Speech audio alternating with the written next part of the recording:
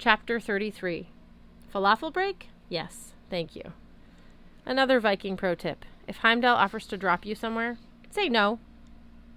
Heimdall's idea of sending us back to Midgard was making the Bifrost dissolve around our feet and literally dropping us through infinity. Once we stopped screaming, or it may have just been me, don't judge, we found ourselves at the corner of Charles and Boylston, standing in front of the Edgar Allan Poe statue. By that point, I definitely had a telltale heart. My pulse was going so fast you could have heard that sucker through a brick wall. We were all exhausted, but we were also hungry and buzzing with post-rainbow adrenaline. Most importantly, we were a block from the transportation building food court, where the Fodlans had a restaurant. You know, Amir flecked his fingers as if making sure they were still there. I could make us some dinner. You don't have to, man, I said, which I thought was pretty noble, considering how much I loved his family's falafel recipe. I know he asked me to remind him not to give me any more falafel, but I had decided to interpret that request as temporary insanity. Amir shook his head. No, I want to. I understood what he meant. The guy's world had just been cracked open. He needed to do something familiar to steady his nerves. He craved the comfort of deep-frying chickpea patties, and really, who was I to argue? The transportation building was closed for the night, but Amir had the keys. He let us in, opened Fadlan's falafel, and prepped the kitchen to make us a late dinner / really early breakfast of amazingness. Meanwhile, Alex, Sam, and I sat at a table in a darkened food court, listening to the clanging of pots and fryer cages echo through the vast space like a metallic bird cries. Sam looked dazed. She tipped over the salt shaker and wrote letters in white grains, neither Norse or Arabic. I couldn't tell. Whether Norse or Arabic, I couldn't tell. Alex kicked up his rose high tops to the opposite chair, twiddled his thumbs, his two-toned eyes scanning the room. So this sorcerer giant, Utgard Loki, I said. A lot of folks in Norse cosmos had warned me that names had power. You weren't supposed to utter them unless you had to. Me, I preferred to wear names out like hand-me-down clothes. That seemed the best way to drain the power from them. He's not my favorite giant. I glanced around the floor, making sure there were no talking pigeons nearby. A few months ago he showed up right here, tricked me into giving him my falafel. Then he turned into an eagle and dragged me across the rooftops of Boston. Alex drummed his fingers on the table. And now he wants you to come visit his bowling alley. You know the really messed up part?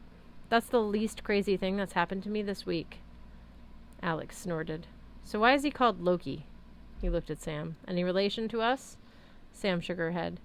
His name means Loki of the Outlands. No connection with our dad. Not since the great alderman disaster of that afternoon had the word dad invoked such negative feelings in a conversation. Looking at Alex and Sam sitting across from each other, I couldn't imagine two people more different. Yet they both wore exactly the same expression, sour resignation that they shared the god of trickery as their pop. On the bright side, I said, Utgard Loki didn't strike me as a big fan of the other Loki. I can't see the two of them working together. They're both giants, Alex pointed out. Giants fight amongst each other just like humans, Sam said. And judging by what we learned the other night from Heimdall, getting the hammer back from Thrym will not be easy. We'll need all the advice we can get. Utgard Loki is crafty. He might be the right person to figure out a way to foil Dad's plan. Fight Loki with Loki, I said. Alex ran his hand through the shock of green hair. I don't care how tricky and clever your giant friend is. In the end, we're going to have to go to that wedding and get the hammer, which means we'll have to face Loki ourselves. We? I asked. I'm going with you, Alex said. Obviously. I remembered my dream of Loki in Alex's apartment. It's such a simple request. Having 2 children of Loki at the wedding, both of whom could be controlled by Loki's slightest whim, that was not my definition of a joyous occasion. Samara drew another design in the salt. Alex, I can't ask you to go. You're not asking, Alex said. I'm telling. You brought me into the afterlife. This is my chance to make it count. You know what we need to do. Sam shook her head. I still don't think it's a good idea. Alex threw his hands in the air. Are you even related to me? What's your sense of recklessness? Of course it's not a good idea, but it's the only way. What idea? I asked. What way? Clearly I'd missed a conversation between the two of them, but neither looked anxious to fill me in. Just then Amir came back with the food. He set down a heaping platter of lamb kebab, dolma, falafel, kibbeh, and other heavenly yummies, and I remembered my priorities. You, sir, I said, are a powerful entity. He almost smiled. He started to sit down next to Sam, but Alex snapped his fingers. Lover boy. Chaperone says no. Amir looked mortified. He moved to sit between Alex and me. We dug in. Actually, I may have done most of the digging in. Amir bit off the corner of a pita bread triangle. It doesn't seem possible. Food tastes the same. The fryer cooks at the same temperature.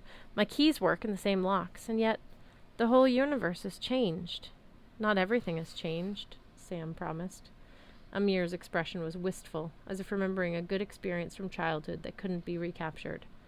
I appreciate it, Sam, he said, and I do see what you mean about the Norse deities. They aren't gods. Anyone who could take so many selfies with a sword and a ram's horn, he shook his head. Allah might have 99 names, but Heimdall isn't one of them. Alex grinned. I like this guy. Amir blinked, apparently unsure what to do with this compliment. So, what now? How do you top a trip across the Bifrost? Sam gave him a faint smile. Well, tonight, I have to have a conversation with Jid and Bibi and explain why I've been out so late. Amir nodded. Will you try to show them the 9 worlds as you did for me? She can't, Alex said. They're too old. Their brains aren't flexible. Hey, I said, no need to be rude. Just being honest. Alex chewed a piece of lamb. The older you are, the harder it is to accept that the world might not be the way you thought it was. It's a miracle that Amir managed to see through all the mist and the glamour without going insane. He kept his eyes on me a moment longer than seemed necessary. Yes, Amir muttered. I feel very fortunate not to be insane. Alex is right, though, Sam said. When I talked to my grandparents this morning, the conversation they'd had with Loki had already faded from their memory. They know they were supposed to be angry with me. They remembered that you and I had been arguing. But the details? She made a poof gesture with her fingertips. Amir rubbed his chin. My dad was the same. He only asked if you and I had patched up our differences. I suspect we could tell them anything about where we were tonight, couldn't we? Any mundane excuse, and they would believe it more readily than the truth. Alex elbowed him. Don't get any ideas, lover boy. I'm still your chaperone. No, I only meant I would never. Relax, Alex said. I'm just messing with you. Ah, Amir did not seem to relax. And after tonight, what then? We go to Jotunheim, Sam said. We have a giant to interrogate.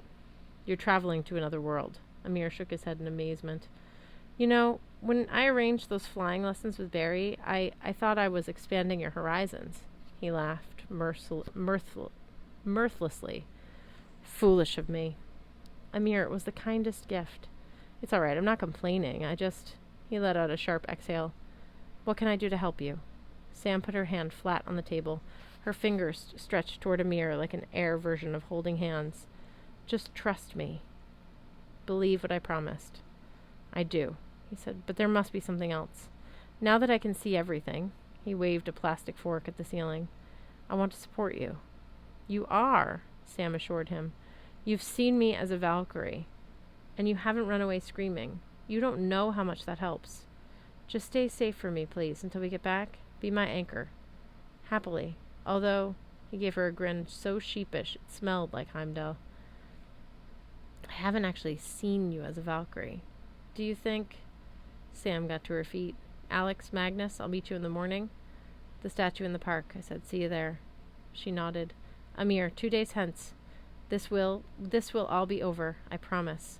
She rose into the air and disappeared in a golden flash. Plastic fork fell out of Amir's hand. It's true, he said. I can't believe it, Alex grinned. Well, it's getting late. There's one more thing you could do for us, Amir, buddy. Of course, anything. How about a doggy bag for this falafel?